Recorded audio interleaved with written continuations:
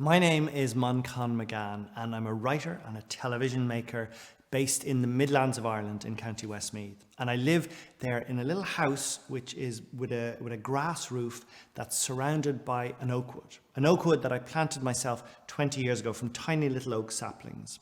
And originally the first house that I built on that land was made of bales of straw. So I went to my neighbours and I got like 200 bales of straw, and I used those like as bricks to make a house, like the Three Little Pigs with his house of straw. But after about 6 years, I knocked out and built my new little house with the grass on the roof. And so around my house was the oak trees, and then all my vegetables and my bees. I think I have about 5 or 6 beehives and hens, and some pine martens and foxes who try and chase the hens, but I normally protect them from them. And so, as I say, I'm a writer. I spend most of my time writing, and I write about nature. I try and summon up the beauty of this island. In other words, the power and the mystery that's in the flowers, the animals, the insects, the wild things. And it gives me such pleasure, in fact, such excitement to know that this tiny island that we live on, that many of us, our ancestors, have lived on for like 4,000 or 4,500 years, but that this little island still has wild places left in it, still has areas of wilderness. We have like remote little oak forests and little other type of woodlands. We have bogs, we have lakes, we have rivers, we have streams. We have places where you can still find sanctuary, where you can still find calmness. But for me, the most important thing about these wild areas, these beauty spots of nature, is that they're places of magic. They're places of mystery. Like our ancestors always believed that the fairies, the little people, the magic beings who lived in the other world, their sort of jumping point, their gate between our world and the other world was through the wild areas, was through the woodlands, was through the lake sides and the rivers. And so we know that our people, our ancestors, did once worship fairies, because in a poem that was written about 1,400 years ago, a saint says, the people of Ireland worshipped fairies. So we know that these little gods, these little baby magic figures in nature were once things we worship before Christianity, before the church and Jesus ever came to Ireland. And so the thing that excites me most is that at one stage, this whole island was covered in forest. Ireland was just one great big woodland. And in fact, our name, we used to be called the Gael. We are the Gael. We speak Gaeilge. We're the Gaels. And Gael means wild people or bushland people or woodland people. So actually, we are the people of the woods. We're the people of the bush. We're not meant to be living in cities at all. But over the years, we've forgotten. So many of us have forgotten about the magic, about the beauty of these wild areas. So it gives me so much pleasure to try and write stories, to try and make people enchanted, to make people fall in love with the flowers, with the rivers, with the forest and the trees. Because it's a part of our natural essence. It's a part of who we always were. And of course, Ireland is no longer covered in forest now. And the reason is, it's actually for 2 reasons. One is climate change. So climate change is happening now, but a few thousand years ago, it happened too. The land got a lot wetter. More rain began to fall. And so the trees, the ground became so sodden with rain that the tree roots just rotted and the trees all fell over. And then more water fell on top of that so the whole thing became a swamp. And that gave birth to our bogs. So the vast stretches of bogland in the middle of Ireland, which is raised bog, and blanket bog all around the edges of Ireland on the high places. So it was climate change that killed off a lot of our woodlands. But the other thing that happened was the human beings. We came and we started farming. We cut down the trees and started farming on the land. And that then made the soil couldn't grip onto the mountains anymore and began to wash off down to the bottom. And so it meant our mountains could never have anything growing on them again. Not food and not trees either. And so they're all covered in bog.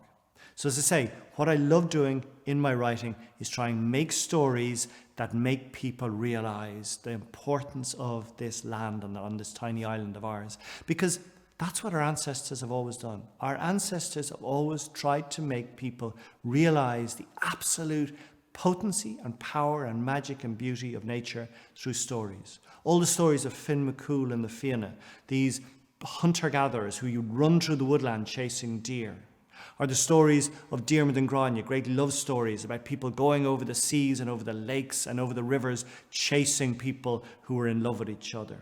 And so it gives me such pleasure, in fact, such excitement to know that you lot are now going to be trying to write your own stories to make people fall in love with nature again. And so what I want you to do is to be as creative as you can. Writing is, like stories, are the most powerful way of making people see the world entirely differently. But writing is tricky. We need to hone a story. We need to find a few ways of writing it. But I want you all to think about what bit of nature, what flower, what insect, what moth or butterfly do you think is most beautiful, is most enchanting. Then find a way of writing about it, a way that's going to make other people fall in love with it. And then what I want you to do is share the stories with all of us. Like, I love when my books are written, send them out into the world, but I want to know what your stories are. So write your stories, then share them online so that we can all enjoy your view of Ireland, of the world, of nature too. Thanks so much and good luck writing. Enjoy it. Hi, I'm Mark from Fighting Words. We create stories with young people and adults all over the world all the time. Today, I'm going to help you to create your own story inspired by thinking about the environment, the climate, and nature. When you start creating a story, the first thing to try and think about is everything a story needs. The first step when I create my own story is to create a list of everything a story needs. This tunes my brain in and gets me thinking. So I'm going to suggest that we go away and make our own lists. When you're creating a list of everything a story needs, think about the people involved, the things in the story, and anything else that springs to mind. Write them all down, and then come back to the video and we'll compare our notes. So pause for a few minutes, and then come back to me.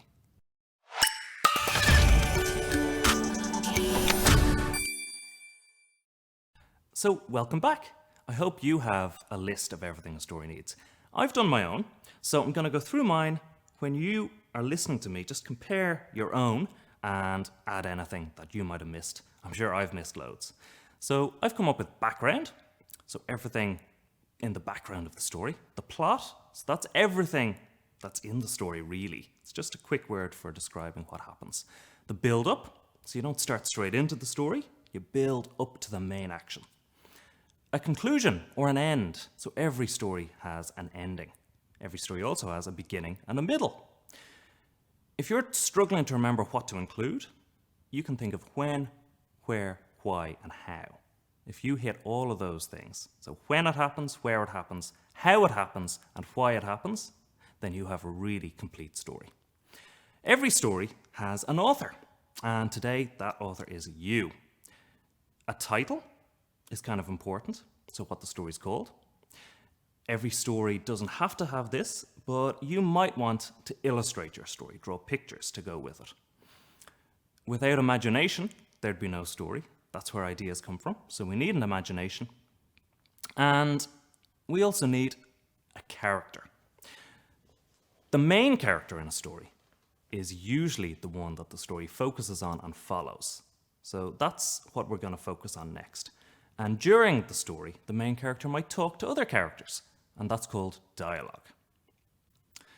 So what we're going to start thinking about now is 4 main ingredients for our story. I think it's a really easy way to begin a story and to, if you're struggling, start writing one. So I'm going to create a story using 4 main ingredients. The main character, the main character's greatest wish, the main character's greatest fear, and the setting, so where the story happens. If you start thinking about those 4 main things, main character, greatest wish, greatest fear, and setting, and come up with one for each of those, I'll do the same, and we'll come back and compare notes.